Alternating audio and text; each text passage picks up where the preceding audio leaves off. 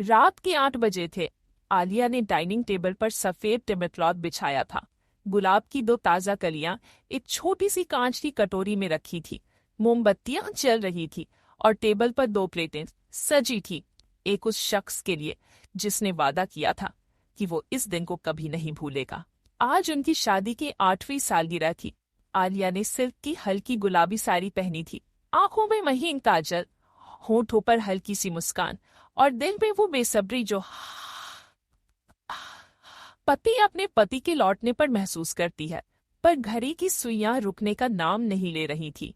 8:15, 8:30, 9। Phone अब तक नहीं आया था, मैसेज तक नहीं। आलिया ने मोबाइल उठाकर राजवीर का व्हाट्सएप खोला। ऑनलाइन लिखा था, लेकिन चैट पर कोई हलचल नहीं। उसने टाइप किया, कब तक आओगे, खाना ठंडा हो रहा है। फिर लिखे हुए शब्दों को देखा और डिलीट कर दिए। उसने टीवी ऑन किया। कोई पुरानी रोमांटिक फिल्म चल रही थी, लेकिन हर संवाद उसे चिढ़ा रहा था। फिर रात के 12 बजे पर दरवाजा खुला। राजवीर आया, कोट उतारते हुए बोला, सॉरी यार, क्लाइंट की पार्टी में अटक गया, पता ही नहीं चला। उसकी आंखों में न शिकायत थी न सवाल। पिछले कुछ समय से वो ये कर रहा था। राजवीर ने टेबल की तरफ देखा, फिर बोला, तुमने डिनर नहीं किया अभी तक? नहीं, उसने शांत स्वर में कहा। राजवीर ने मुस्कुराने की कोशिश की, चलो अब खा लेते हैं। आलिया ने धीरे से जवाब दिया, अब भूख नहीं है। वो उठी, मोमबत्तियां बुझाई और प्लेटें उठाने लगी। राजवीर ने एक शब्द नहीं कहा। शायद उसे कुछ महसूस नहीं हुआ, या शायद बहुत कुछ महसूस हो रहा था, लेकिन जुबान साथ नहीं दे रही थी। वो फोन स्क्रॉल करते हुए चला गया। रात के 2:30 पर आलिया बालकनी में बैठी थी। फोन उसकी गोद में था और स्क्रीन पर वही चमकता नाम, राजवीर। वो ऑनलाइन था, पर लेकिन उसकी बंद थी।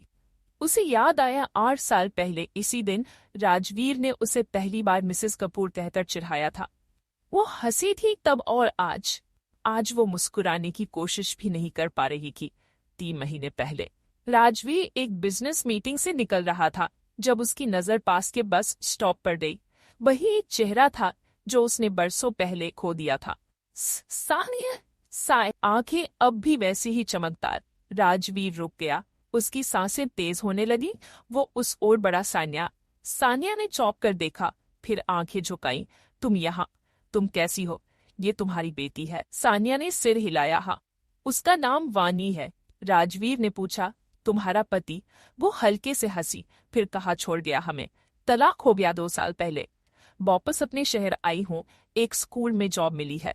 राजवीर ने कुछ नहीं कहा, पर उसी शाम वो खुद को रोक नहीं पाया।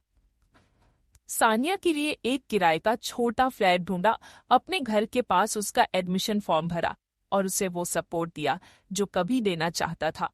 पर देर हो गई थी, क्योंकि वो एक अमीर आदमी के साथ शादी करके चली गई थी।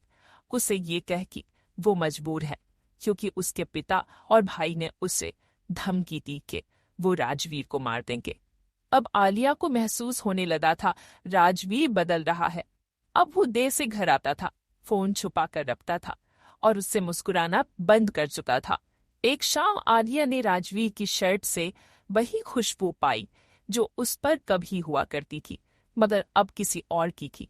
आलिया ने कुछ नहीं कहा। उसने खुद बाहर निकलकर सच्चाई ढूंढने का फैसला किया, क्योंकि अक्सर राजवीर मीटिंग के बहाने अब घर नहीं आता था। ये पहले तो कभी नहीं हुआ था। 3 दिन बाद उसने देखा, राजवीर गाड़ी पर था। साथ में आलिया की क्लासमेट सानिया बैठी थी और बच्ची हंस रही थी। भी जैसे एक पूरा परिवार लग रहे थे, जो उसने उससे तो कभी नहीं दिया। रात को आलिया ने अपनी अलमारी खोली, एक पुराना स्केचबुक निकाला। वो कभी देश की टॉप फैशन डिजाइनर हुआ करती थी। फिर राजवीर ने कहा था, काम छोड़ दो, मेरी कमाई काफी है, घर संभालो। उसे छोड़ा अपने सपने, अपनी पहचान, सब कुछ सिर्फ बीवी बनने के लिए, माँ बनने के लिए। और आज उसे बीवी कहने वाला ही उसे भूल चुका था। एक दिन उसने इंतहा कर दी। वो अपने साथ उन दोनों को घर ले आया और आलिया से कहा, तुम्हारी क्लासमेट मिली है,